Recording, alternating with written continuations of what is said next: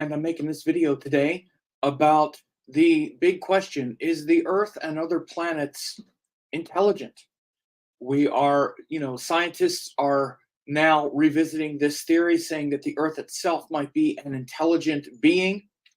I'm going to go over that a bit today here, especially in the Eastern and Western views. Of course, we know in the East what the planets are. They are not just sentient, but they are even in the classification of gods or deities. But again, we have to understand what that terminology means, because in the West, all that's very spooky language. We think gods and we're on our knees begging and all kinds of weird things that we don't really understand in the West. So I'm going to go over some of that today. Also, give you opportunity to get some deeper training if you want. So this is what we're going to be talking about today. So hang in there and stick around. Please like the video. Clicking like helps a lot more than you know. It pushes the video higher in relevant video searches. Also, please leave a nice comment. Comments also help more than you know, as it raises the video in searches. Many times with hundreds of likes, there are only a dozen comments and they can be disproportionately negative. So be positive. Let me know if you like this. Even just a few words really helps. So subscribe, ring the bell to get notified of upcoming videos. Yeah, so that really helps a lot. But as the channel's been growing a lot, so this is a very interesting subject. I saw today a few people shared that there's some, reporting. Of course, there's a new round of reporting that's started. It's been going for a couple decades, where they've, scientists have been proposing that the Earth is sentient. It says here, this is from February 2022, at least this story, that the planets are intelligent entities too. Astrobiologists say things like this now, right? And so again, this is very interesting to understand from the Indian perspective, because again, it's very easy to say, well, the Indians have known this forever. This is the kind of stuff that you hear, just like with quantum physics. Well, the Vedic teachers knew this forever, that everything was energy. Well, how do you know? Do you really know it? And even, I don't just mean you, but I mean the teachers that will say this kind of stuff will act as though they understand quantum physics on the level of what the Vedic rishis were saying. So you can't just make the proclamation, or this idea that, well, Vedic astrology has always known this. Okay, explain it. Explain how it's said, how the planets are sentient. Then what is the sentience? What is it? And most people can't, honestly, or they believe it. Again, it's one of those many things that we believe, but we don't really understand. And I'm sure that everybody here already believes it. You already believe that the Earth is sentient and the planets are sentient because you believe it. But that's really kind of useless unless you understand it, unless you really know it. Do you know how it works? Do you know how the Earth is sentient and other planets are sentient? And again, as it says here, the crux of the theories revolve around things like mushrooms communicating with each other. Here's a pretty decent article here. This one from what's called Thread. What they base this on is actually very, it's very sound Western scientific observational science, which we'll get to, pointing to evidence that fungi is communicating underground to suggest large-scale networks of life could form a vast invisible planetary intelligence. Group of biologists are asking thought-provoking questions. If a planet like Earth can be alive, can it also have a mind of its own? Right? So again, this brings into question a lot of things. And so, the reason that I'm bringing it up here is, and why I'm talking about it from this perspective isn't, and again, it often sounds like I'm being insulting. Well, you hear a lot of other people say they believe it, but can you explain it? It's important, because explaining and understanding how all of this works is really more important than just believing in it or getting this piece of information that you now believe in. And again, that can benefit your life a little bit, but if you just believe in it but you don't really understand it so well, then it's just another thing out there that you believe. And then there's even this sort of illusion that believing in it is really helping you a whole lot. So the way that these things can really help is, and how they really work, is that they're actually connected to the Vedic teachings through what's called Sanatana Dharma. And Sanatana Dharma is the philosophy of Vedic astrology and all the Vedic teachings. You can get a free 4-part video series on that. I just dropped the link in the comments for those who are here live. And for others, the comments will be in, or the links will be in the comment field below the video. But it explains this Vedic astrology, cosmology, and karma, and how Vedic teaching has explained these things since time immemorial, and how really what astrology is teaching is way down here. Down here, we actually learn how the science of spirituality, Eastern spirituality, filters down into energetic models that are transcendent even of this earthly plane, and then how each of the planets, not just the Earth, but in fact each of the planets, are the facets and aspects of consciousness, and how then we incarnate here on this Earth. And yes, the Earth is a sentient being like the other beings, and then we live our life in accordance with those karmic patterns. And the astrology chart, for example, like the birth chart down here, is a portrait of that ego, of like your limited understanding. If I want to see the limited vision of yourself, or what's called the ego, in this lifetime for you, that's what I'm looking at when I'm looking at the Vedic astrology chart. I'm looking at that. And again, you can also even see down here where it says astrology, cosmology, brain, neuroscience, attention, quantum physics, and then the astrology chart. Again, I've studied for decades, and not just studied, but brought to life how these quantum mechanical energies and these other aspects are also shown in the Vedic astrology chart. Aspects of neuroscience, brain science, and whatnot. So it's all there, but it's not just a belief, something to believe. It can be known, and in fact, it should be known. You're meant to know all of that. You're meant to know it. And so that's what I'm going to talk about in a general sense today. And by the way, if you want to get a really profound overview of these things, go to yourtrueNatureVideos.com for that full series, and I actually break all of that down, and I use this as an example. But you can see here on this chart I have down here, a lot of it from where most people are coming from is a breakdown of the Eastern and the Western view of the cosmos. And again, we're astounded in the West. This is a very kind of Western, like, shocking reality. The Earth could be sentient. There could be energy, hidden energy, that is intelligent. Does that mean the Earth has a mind of its own? Because mind, intelligence, that's just what people have. Hidden energy, ooh, does that really exist? We don't know. Of course it exists.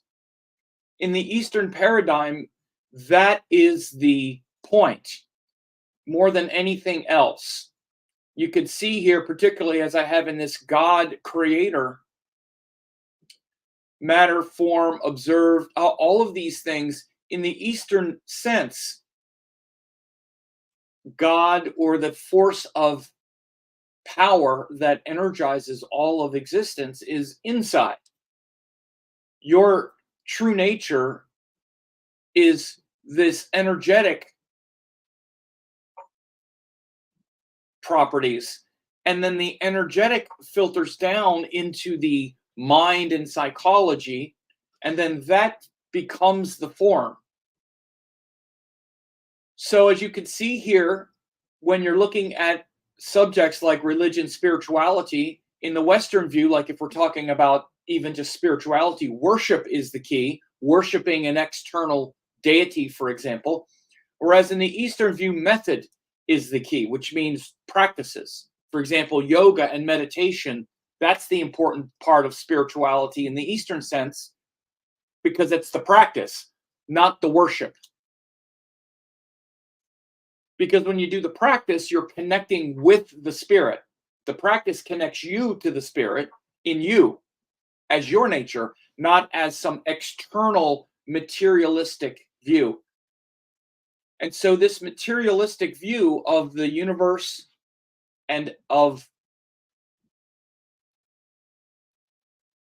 yourself is the Western model. The Western model basically looks at us all as like animals, almost like machines, like the earth is a machine. They look at you as a machine. They examine your body like it's a machine.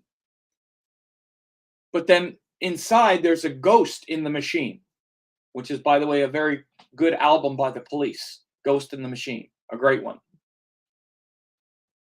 So instead of seeing life as a machine, as a kind of mechanistic thing to be analyzed and dissected, that's the Western view, which doesn't really even account for a mind and a spirit for the most part. That's some kind of belief, some kind of worship. And so most people with a Western mind and in the Western world, their approach to everything is to believe in it, to believe it. And again, believing in things is not really that helpful. In fact, it's another type of enslavement if you don't understand how the thing works that you believe. Even if the thing that you're believing is right, it's not going to benefit you unless you know how it works as well. And so again, that's why the method is the key. God, the creator, again, in the Western view, God is outside. Eastern, God is inside. This is really the same kind of thing. The planets are intelligent entities too. Time and afterlife, linear time, one life in the Western mind. In the Eastern view, it's a wheel of time and karma. You weren't just randomly plopped down in this life as some random accident. You incarnated as a matter of karma, reincarnation. And even in Western astrology, many Western astrologers, many, if not most, if not, I don't want to say all, because you can never say all, but they're like, oh, I don't know, reincarnation. I don't know, man. Like, what is the big deal? Now, that doesn't mean you have to make a big deal about past lifetimes and all like that, but acknowledging that the soul incarnates through a continuum of lifetimes is not that risky of a proposition, for God's sake, particularly if you're going to do astrology,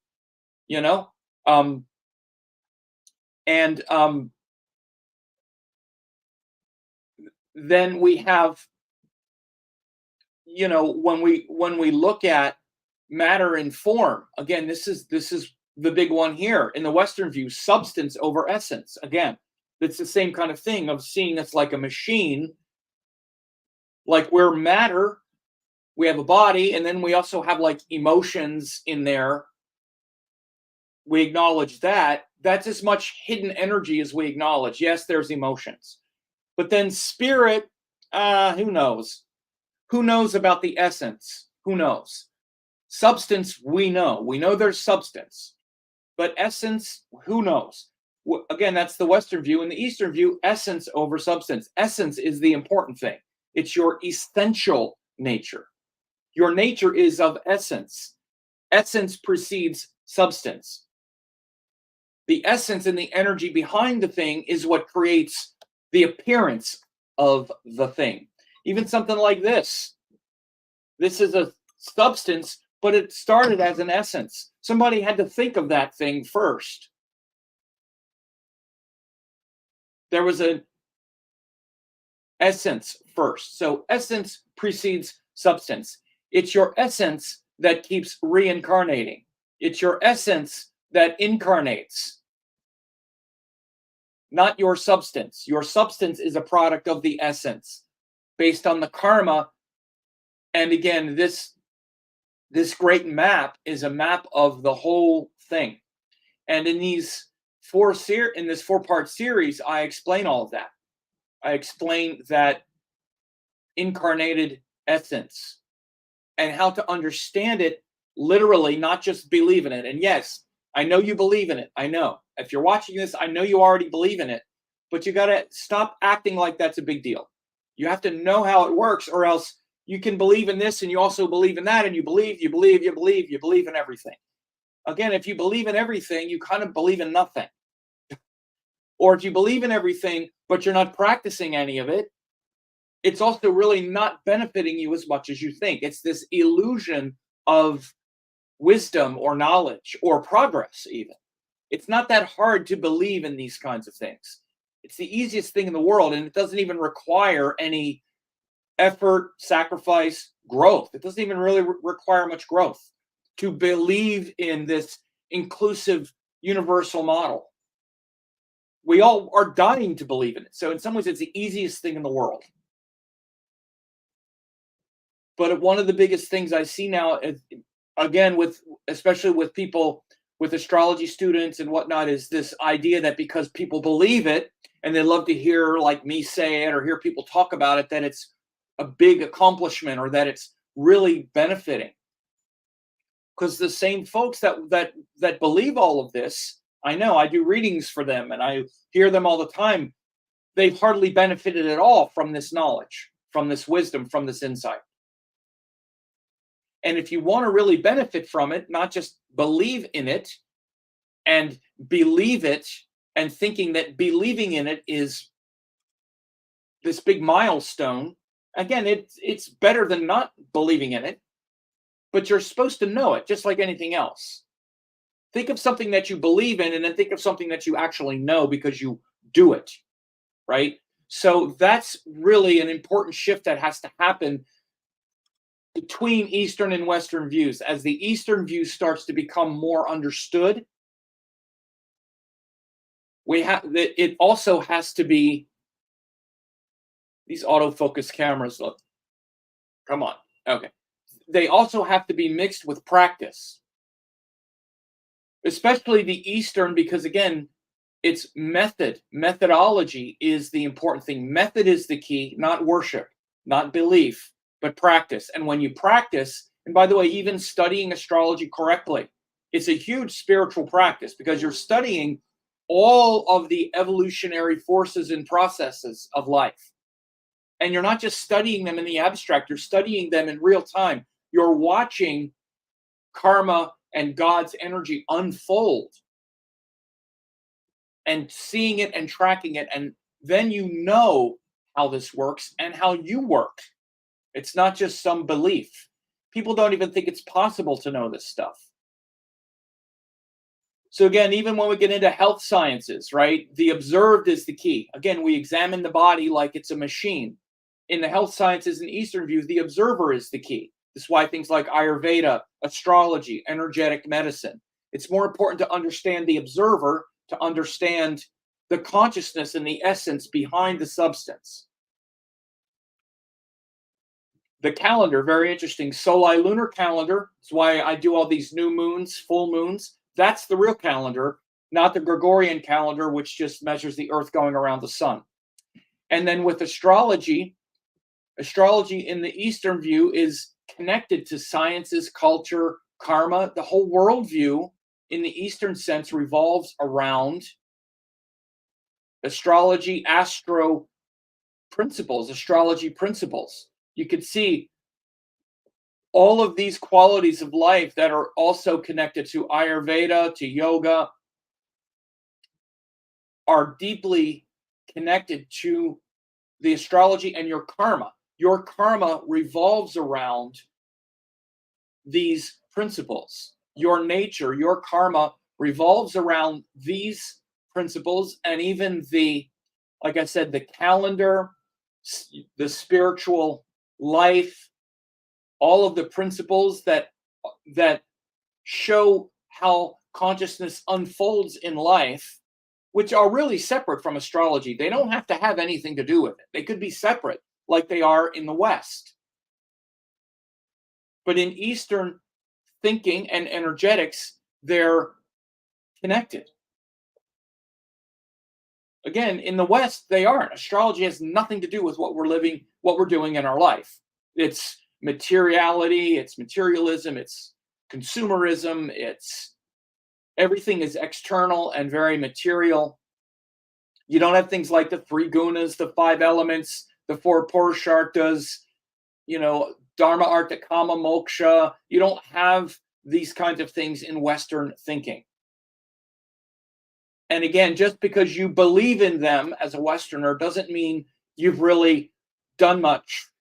Because you can believe in them, but if you're not applying them and understanding them, then they're not really benefiting you as much as you think, if at all. And in fact, they could be hurting you because you have this illusion that you're being benefited.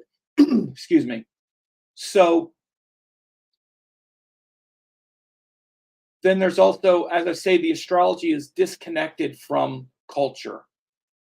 So these are all very important things. And so when we ask the question, is the Earth sentient? We don't need to look at things like fungi and whatnot, but of course the Earth is alive, just like the other planets.